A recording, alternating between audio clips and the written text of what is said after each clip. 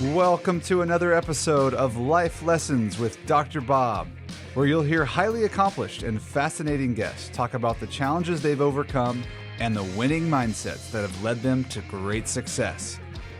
And now your host, Dr. Bob.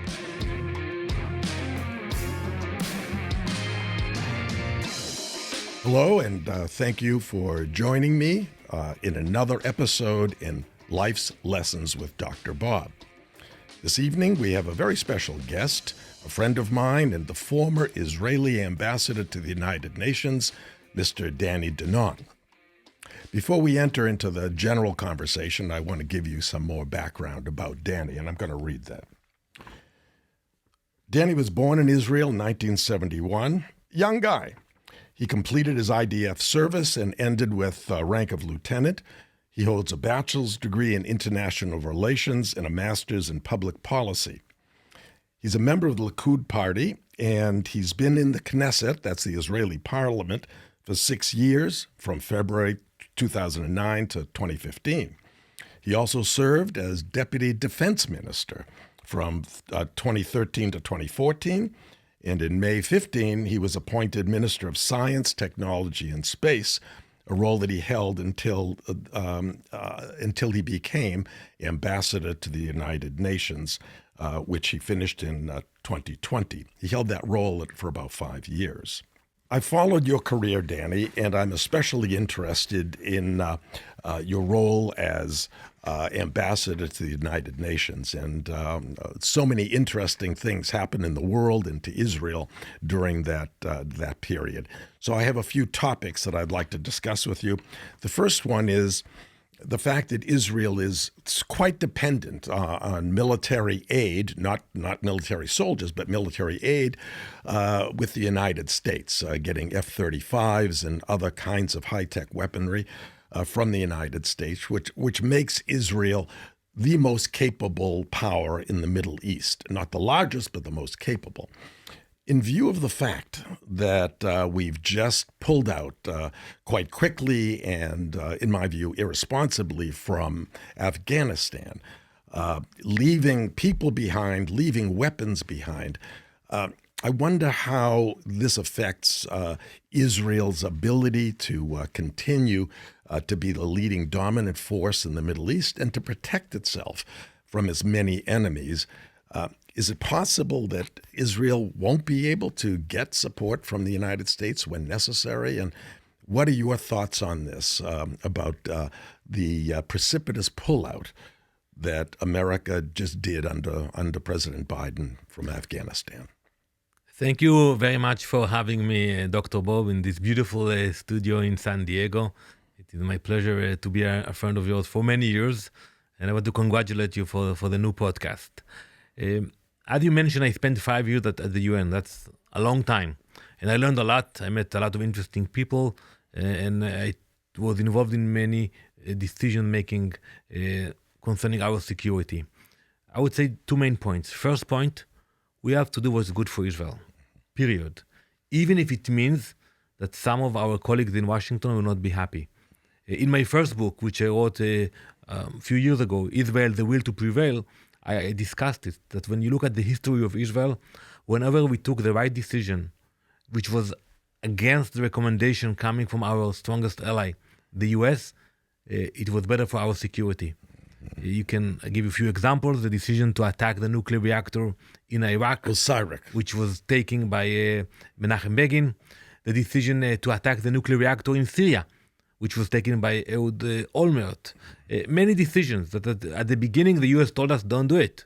We dare you not to do it. Mm-hmm. But after we did what was right for Israel, it was also good for the US. Yeah, I remember I met with Vice President Cheney after he became vice president, and he mentioned that the attack that the United States had in Iraq was partly successful because Israel had destroyed the nuclear reactor in Iraq, and he thanked Israel.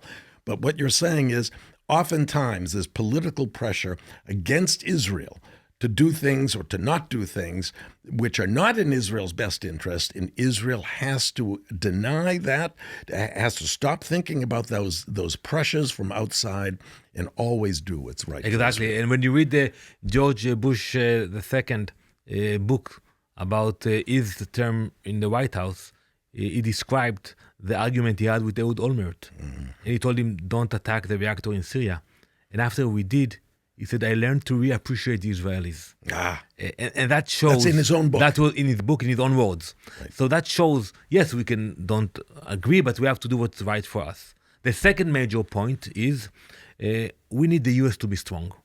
When our strongest ally is strong, we are strong. When the U.S. is perceived to be weak, we are weaker. The ally of the U.S., Israel, can be Taiwan, South Korea, all of your allies, right. They want the U.S. to be strong. And the pictures we saw coming from Afghanistan were not good pictures for the U.S. The perception was that the U.S. was running away from the Taliban. So now one can argue that there was an agreement, it's a process. I don't get into the details. The perception is what's important. And today the radicals in Tehran, when they look at those pictures, or the radicals of Hezbollah in Beirut, they feel empowered, enhanced to continue to attack the democracies of the world. In our region, it's only Israel. So it means that we will have to be strong. We will have to depend on ourselves. And my advice to our colleagues in the US is to make sure you rebuild your perception of power. Sometimes, and I learned it when I was Deputy Minister of Defense, it's not about the real power you have or you don't have. It's about the perception. If you have the deterrence, if your enemies are afraid to attack you, it's more important than the amount of tanks and aircrafts you actually have. Well, it's very clear that under President Trump, the Taliban didn't have any offensives in Afghanistan, because that was the deal that President Trump struck with them. He says, we're going to be leaving, but it's going to be an orderly withdrawal, and you better not take advantage of this. And they didn't. It was only because Biden changed the deal, and that Biden is obviously perceived as being very weak, and probably is very weak, whereas they believed Trump. They believed that Trump would do something. Same thing happened with the Iran hostages. Under President Jimmy Carter, I think the hostages were held for 180 days, something like that. 100 or so hostages held in Iran. The day that President Reagan became president, they released the hostages because they knew that he wasn't going to put up with it. So we can agree on the point that it is a decision of the U.S. whether to stay in Afghanistan or not. It's not about us, Israel, to tell the U.S. what to do. But we also can agree that the way it was done was not a proper way. Right. If you want to do it properly, you organize it, you plan it, and you also control the narrative. You want to make sure that your allies will feel secure, and you will not have the picture of people who worked with the U.S. for decades are left risk behind. Their lives. Risk their lives, and now they're left behind. They are left behind, and you see those horrible pictures of people, trying to find a place on a plane and get killed on the way to the plane. Right. Frightening. So Israel obviously is concerned about this. What about the other countries in the region, Danny? What about Saudi Arabia, who obviously have a common enemy with Iran? The UAE have a common enemy with Iran. What is the perception, or do you know anything about how they're viewing it? Are they viewing it the same way Israel is? Absolutely, and I'm very close to many leaders in the region. We are blessed to work together publicly. We did it behind the scenes until the Abraham Accords. Mm-hmm. Now we are doing it publicly. I flew to the UAE a few times already this year, and they're worried because you have black and white. You have the bad guys and the good guys. Yeah. The bad guys, it's Tehran, Taliban, all those radicals. They feel empowered today. They will take advantage of it. And I will pay attention mainly to Tehran, to the new leader in Iran. He is dangerous. And I think now when we hear about negotiations regarding re-entering the JCPOA, first I ask myself why. Yeah. Why to re-enter this deal, which is a bad deal, a dangerous deal. But now the Iranians will come to the negotiating table in Vienna in a better position. Mm-hmm. They will feel superior to the U.S. and to the Europeans, and they will feel stronger. And that's bad news for the Israel and the other moderate countries in the region. Thank you for those insights. Talking about politics, of course, Benjamin Netanyahu was the longest-standing prime minister of Israel. I forget how many years, something like 15 years in total. He no longer is the prime minister. We have Mr. Bennett in charge, and he was the leader of a very small party, but he was able to pull together a coalition and to build a government, and that's why he's prime minister. What do you think about his positions going forward? How are they going to be different or the same of Netanyahu's? In particular, not the domestic issues, but mainly the geopolitical issues. What we are facing today is something which is beyond imagination. To see a government that the only one thing they have in common is a desire to push Netanyahu out. Right. The government is composed of, for those people who are not very aware of the politics, the government is composed of ultra-left people and ultra-right people. It's the strangest thing.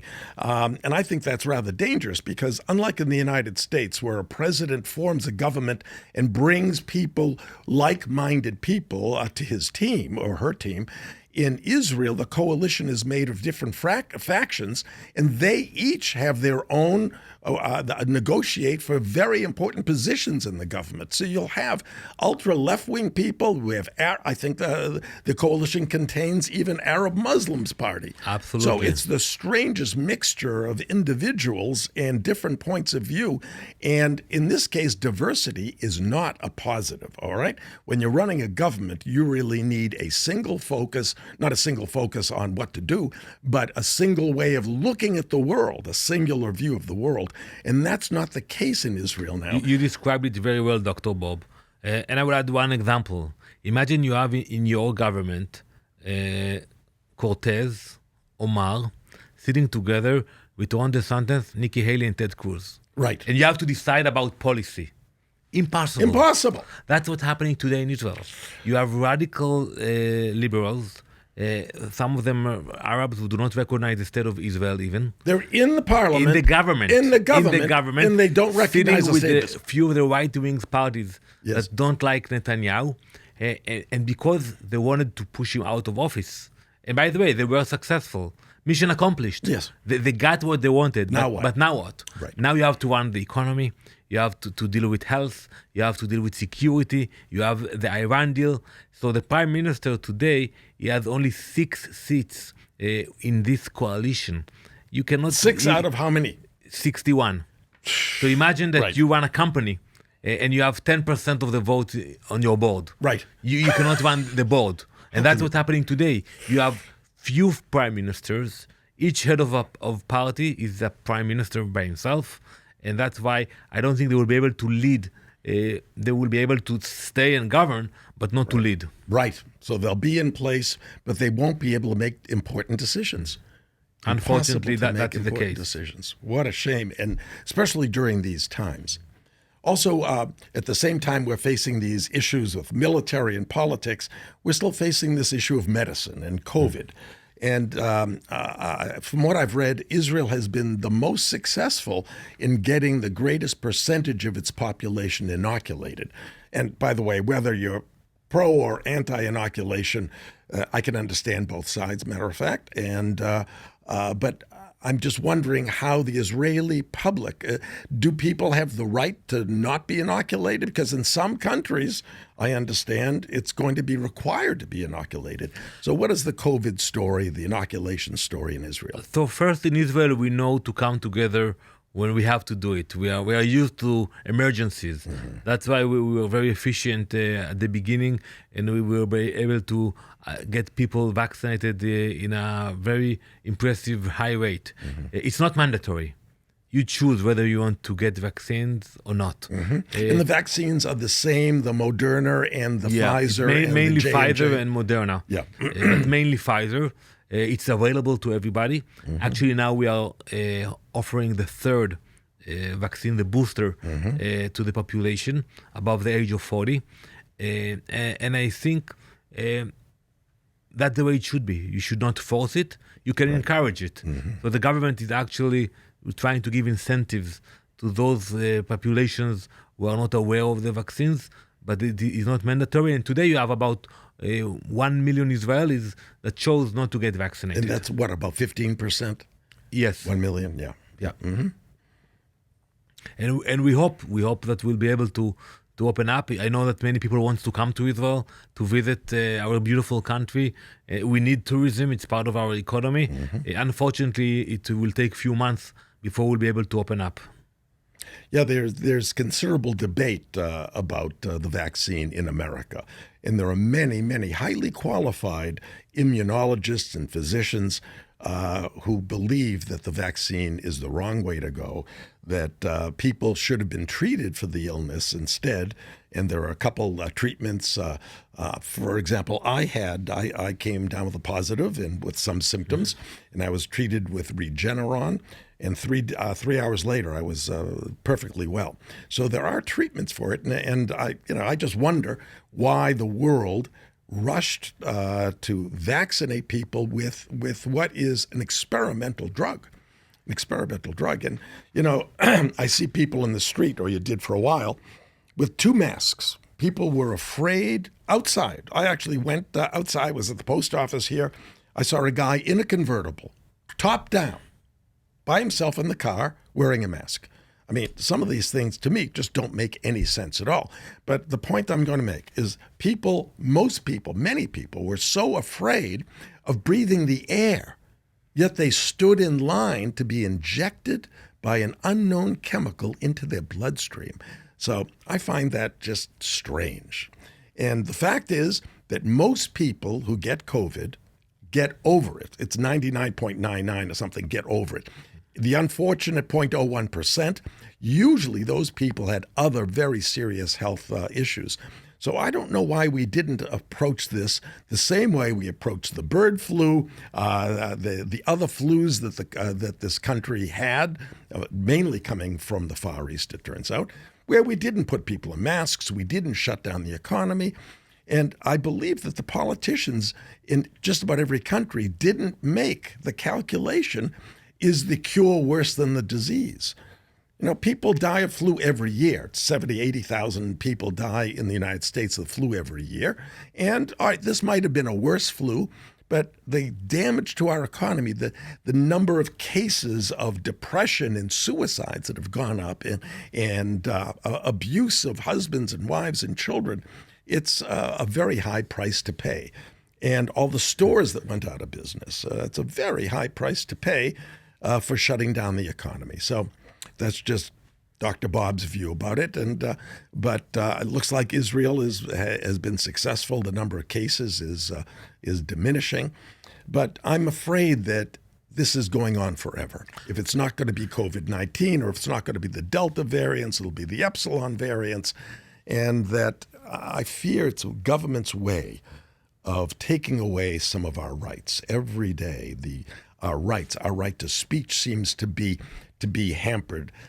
We are self-censoring ourselves these days for afraid of hurting people's feelings or being called homophobic or Islamophobic. And I don't know if those same things are happening in Israel or not.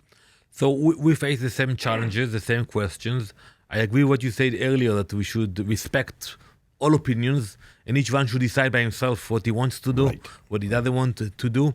But at the same time, we have to learn to live with the situation. It might take years. We cannot stop life. We have to keep going with the education of our children. Yeah, and you can't stop schools. You can't stop education. You can't stop I can tell you about my girls. I served at the UN for 5 long years, and we came back to Israel last September.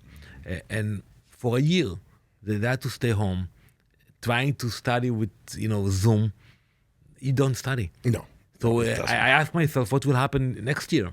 And eventually it will affect not only my daughters, it will affect the generation of Israelis who will not get proper education. Not only Israelis, in California, for example. And the data is clear. Children do not suffer from this disease. They have a very strong immune system. They do not die from this disease. Yet all the schools were closed and the teachers refused. It was the teachers union in California. They refused to go back, saying it's too dangerous. Now, if they want to wear a mask, they should be able to wear a mask, whatever you want to do. But the kids should not be forced to wear masks. Interacting with people is more than hearing the words. It's seeing their face, seeing their body language, and you have to see people's face. It's so unnatural, and it's hurtful. It's harmful to people's education to not see somebody smiling or crying or frowning.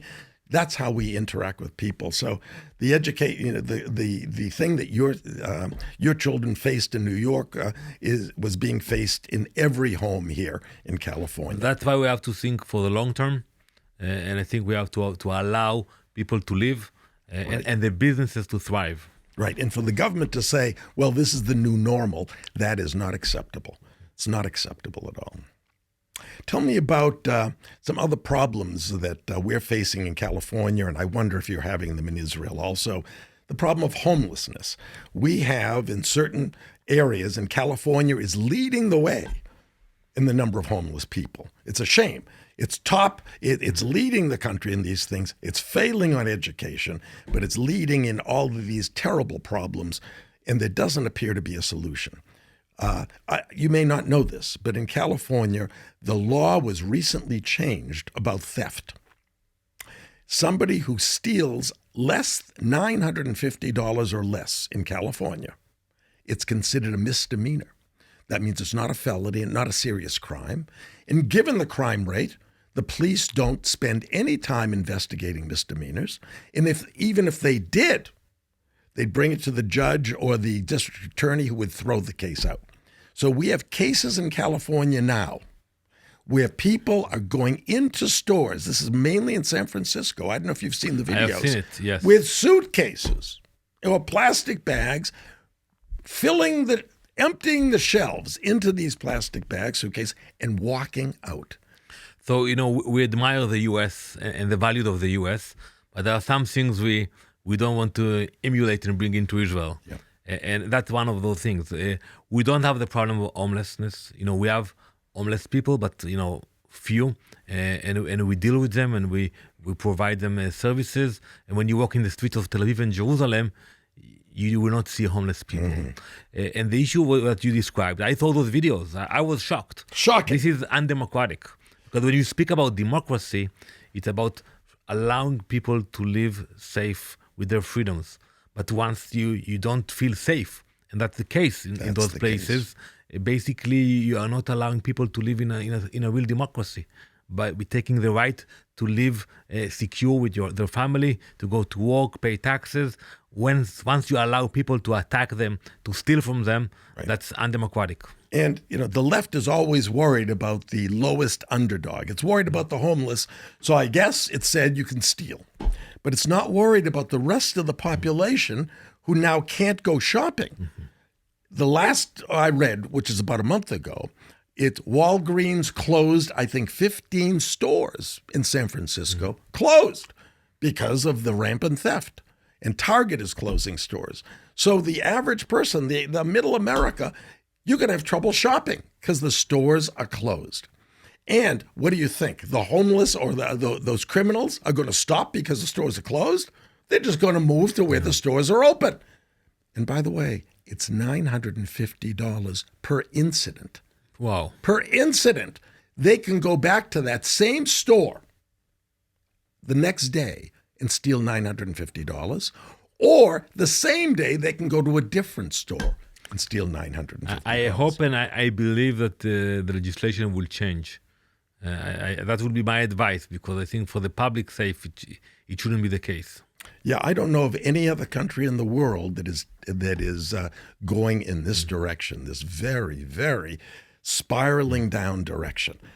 And to help fight crime, Mayor de Blasio of New York City just announced, I think it was just announced today or yesterday, a new program to eliminate crime in New York. He's proposing to pay hardened criminals people with a record of stealing or killing to pay them $1,000 a month if they don't commit a crime. Paying them to not commit a crime. $1,000. And he's allocated $1 million for this new program. Well, $1 million isn't enough because $1 million is only 1,000. That's going to be eaten up really quickly. And is that the way to discourage crime, by paying people to not commit a crime? There's no end to that, because then everybody is going to say, well, I'll be a criminal, so I'll get the $1,000 a month. You know, when I was at the UN and I saw that the 193 countries worldwide, and you see those which are successful, mainly are democracies with law and order. Once you have law and order, you allow people to think, to invest, to flourish. When you don't have law and order, people are moving away. So I don't know the case of New York, if investments will stay there or not. But when you look globally, the money and the investors and prosperity will shift to the places where you actually have law and order. That is very interesting, and I never thought of this. And it's so obvious that a study could be done. I mean, I don't know how many countries there are in the world, 150 countries, maybe 200. Count the flags at the UN some at a time. Somebody should do a study, separate them into very successful, mid-successful, unsuccessful, and find out what are the key elements. And I believe it'll be rule of law. Absolutely. That people understand what the law is and they live by the rule of law, right? That would be one of them. And freedom to pursue your own interests, not to hurt anybody else's interest. Those would probably be the key things, but that'd be fascinating. And then that could be taught to these countries. Maybe you can help those countries learn about what it takes to be successful. So, you know, I was trying to help some of the developing countries with Israeli technology. Yes. You know, African countries and other countries, and they always ask me to bring investors.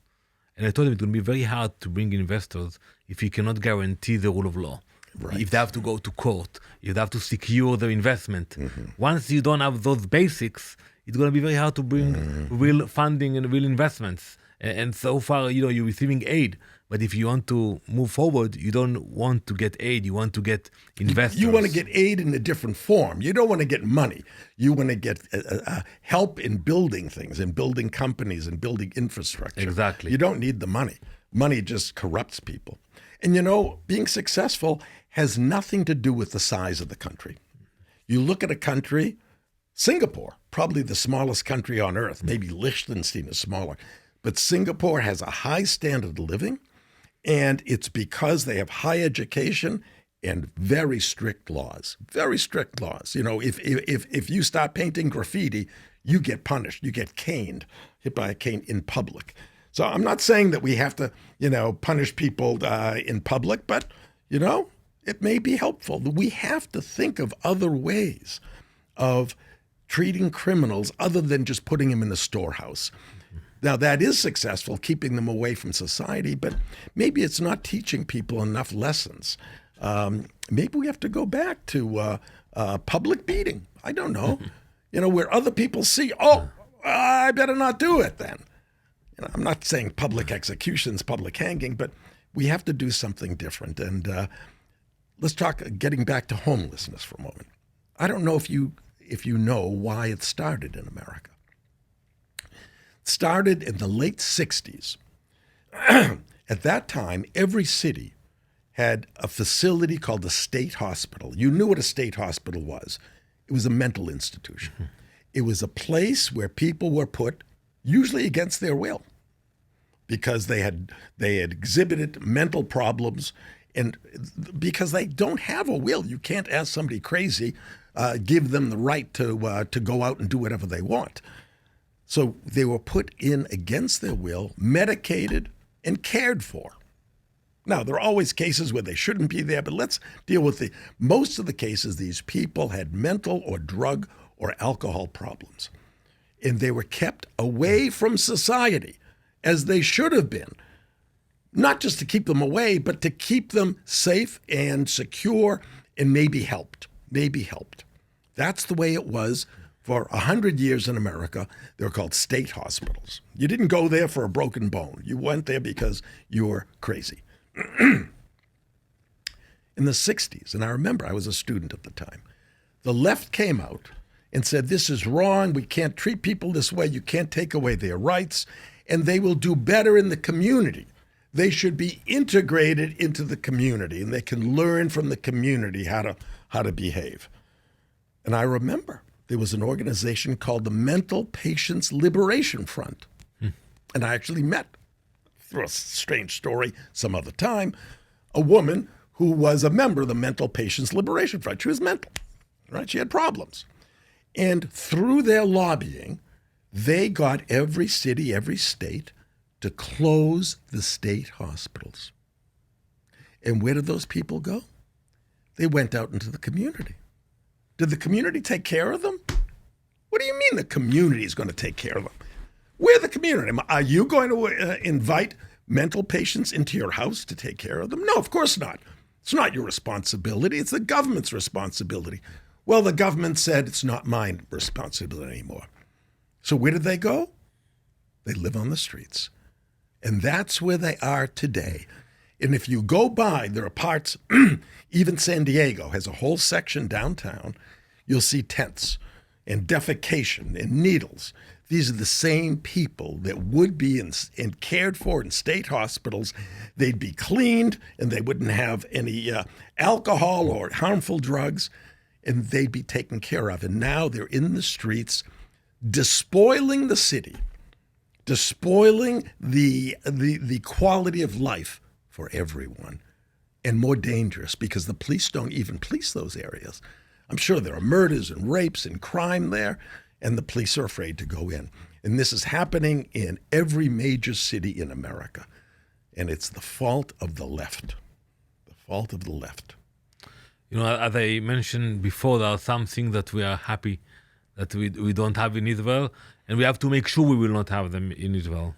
And we have a quite impressive social network to help those people before they get to the streets. Mm-hmm. What's wonderful about Israel, and I believe we should have it in the United States, is mandatory military service. Now, not everybody's fit or should be in the military, but I think mandatory government service after high school, perfect time. You've been in high school, you've been in school for 12 years, you're tired of learning, you didn't even like to learn in high school probably. It's not the right time to go to college. It's a mistake. And I was a professor, by the way, and I told my sons, don't go to college. But social pressure pushes people to college, except in countries like Israel, where they have mandatory, in their case, it's mandatory military service. In my view, in America, it could be mandatory government service. It could be working in national parks. It could be working in the inner city, working in hospitals at low pay for 2 years, 2 or 3 years, or in the military or in jails, serving your country. So then you become, first of all, you grow up. You have 2 or 3 years where you're going to grow up. You're not living at home anymore. You're in a different environment. You're going to grow up. You're going to meet people from a wide variety of the breadth of civilization in your country. So it's not just you and your close friends. You're going to meet lots of different people. And that is so important in Israel that everyone has to serve the country. Now, getting people to serve the country in America is very difficult now because there is no draft anymore. There's no mandatory service. So how does the military meet its needs for manpower? It advertises. It recruits. And just recently, I saw recruiting, and I think Russia's the same way now. I saw this thing on it was YouTube, the differences in the recruiting style of Russia and the United States. The Russian recruitment video shows these big, strong guys, they're 19 or 20, doing push-ups and with their shirts off and climbing out of helicopters and loading their weapons. And it was in black and white, it was grayscale, and thumping music in the background and a lot of words in Russian I didn't understand, but it obviously said, be a man, man up, protect your country, right? Right after that, they played a recent video, recruitment video for the U.S. military. It was a cartoon. And it was about a girl. And she's talking about her two mothers, right? So it's not just a girl, but it's a girl with two mothers, and about society and how I'm going to help society. Then it shows her in front of a map of the world because now she's in the military or something. And then the actual girl comes on and she says, yes, and I'm Corporal so-and-so, and please join the army. If you're invaded, or if you have to go fight, if the country is in a war situation, kinetic war, who do you want to have in the front line? You want to have a cartoon? Or you want to have these bodybuilders who are fit and ready to hurt the enemy? Because that's what the military's for. Let's be clear. The military in any country, their purpose is to destroy things and to kill people. That's what the military is all about. And that's what you have to recruit for. You have to recruit for people who are going to want to do that or to teach them how to do that. It's a shame that we have military, but as you know, the world is filled with bad people. I agree with you about the national service. I think it's a great asset for our society in Israel. The fact that we allow people to come at a young age, to be involved, to become leaders. By the way, only 50% are actually joining the military because you have wavered if you are religious. The Arab Israelis don't serve. If you really don't want to go, they will not force you today. I think we should demand from the second half of the population to come Something and do else. national service in National hospitals, service. police service with their own communities. Right. And also it helps our economy. Because when you look at the numbers of Israel, the startup nation, the innovation, and you ask why Israel, one of the reasons is the military service. Mm-hmm. You allow young people to become leaders, to think, to take responsibility. And then after 3 years, they get out of the military. They say, you know what, let's do something else. And they have the courage and the knowledge to open a startup and to come up with ideas. So it's crucial for the economy of Israel to have those kind of services. In addition, if it's mandatory, you're going to get a broader selection of people. Traditionally, the U.S. military, not in the officer corps, but the fighters came from the lower economic, lower education levels. And in some cases, I remember the judge would say, you're either going to jail or you're going to the Marines, something like that. Well, where are you going to get the people to run cybersecurity in the military? Where are you going to get people to fix the jet planes? See, in Israel, everyone has to join the military. Everyone. Smart people, dumb people, big people, small people.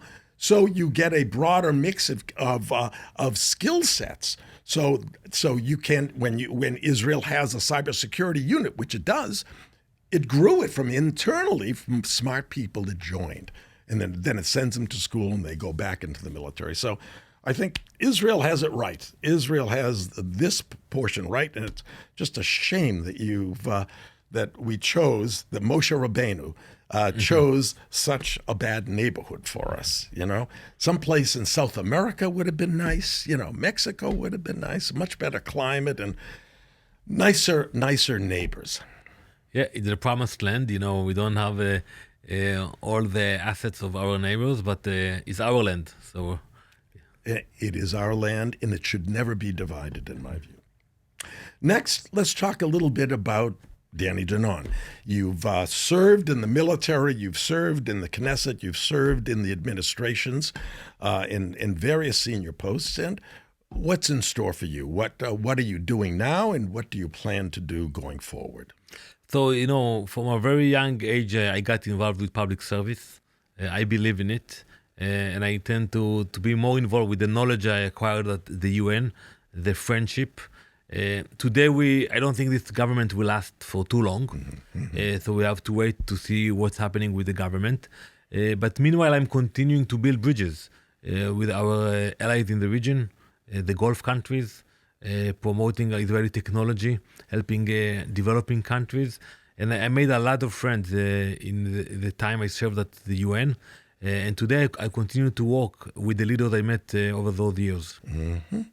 So it's likely that you're going to stay in politics and be productive and help the state of Israel in its growth and in its future. Yes. It's in my blood. and I'm passionate about it. And I think I proved that, I have the ideology and the strength to make change. Also at the UN, I was able to change a lot, and I want to thank Ambassador Nikki Haley. She was a real partner for Israel, and we changed things in this horrible place.